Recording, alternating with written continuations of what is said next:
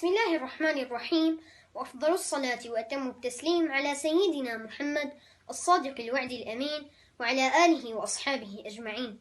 السلام عليكم ورحمة الله تعالى وبركاته.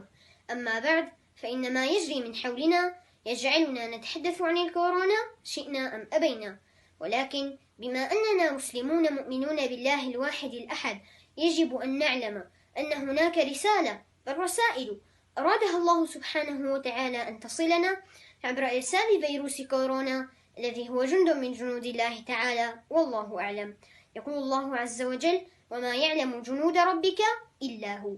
قد لا أستطيع أن أدرك جميع الرسائل التي أرادها الله سبحانه وتعالى من إرسال هذا الفيروس، ولكنني استشعرت في هذه الفترة بسم الله العظيم الملك القهار الجبار الرحمن الرحيم.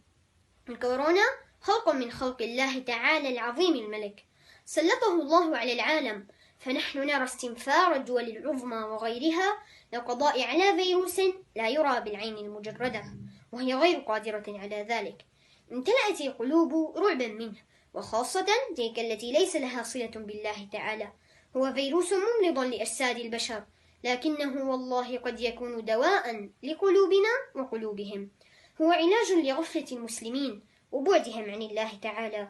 هو علاج لتلك الأمراض التي أصابت القلوب من كبر وحسد وعجب وشرك خفي وغيرها. قد يكون هذا الفيروس جاء ليصحح مسارنا وليقول للعالم أجمع ما جاء في الآية الكريمة: لمن الملك اليوم؟ لله الواحد القهار. قد نكون حرمنا من المساجد والجمعة والجماعة لنصحح نياتنا ونجعلها جميعها لله تعالى، لنشتاق إليها بعد أن كان البعض منا يتذمر من إطالة الخطبة أو حفظ القرآن أو حضور الدروس أو غير ذلك، ونراه في نفس الوقت أغلق جميع أماكن الفجور والفسوق والمعاصي، وكأن الأرض استنجدت بربها لينقذها من معاصي البشر التي أثقلتها. يقول الله عز وجل: ظهر الفساد في البر والبحر بما كسبت أيدي الناس. أحبتي، كأن الكورونا جاء ليقول لنا: على رسلكم، تنبهوا واستفيقوا. وهذه بحد ذاتها رحمة من الرحمن الرحيم الذي أرسل ينبهنا قبل فوات الأوان، قبل أن لا يكون توبة، قبل أن لا يكون عمل.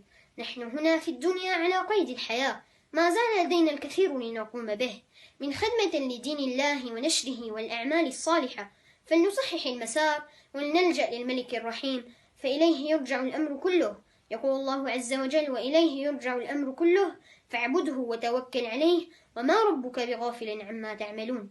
لقد فرغنا الله تعالى من أشغالنا ودراستنا وجميع ما حولنا، فلنعبده ولنتوكل عليه ولنضاعف جهودنا، فكورونا بأمر الله سيمضي، وتبقى المواقف والآثار والأعمال في هذه الفترة شاهدة على ما فعلناه وما فهمناه من رسائل الواحد الأحد الملك العظيم، والحمد لله رب العالمين.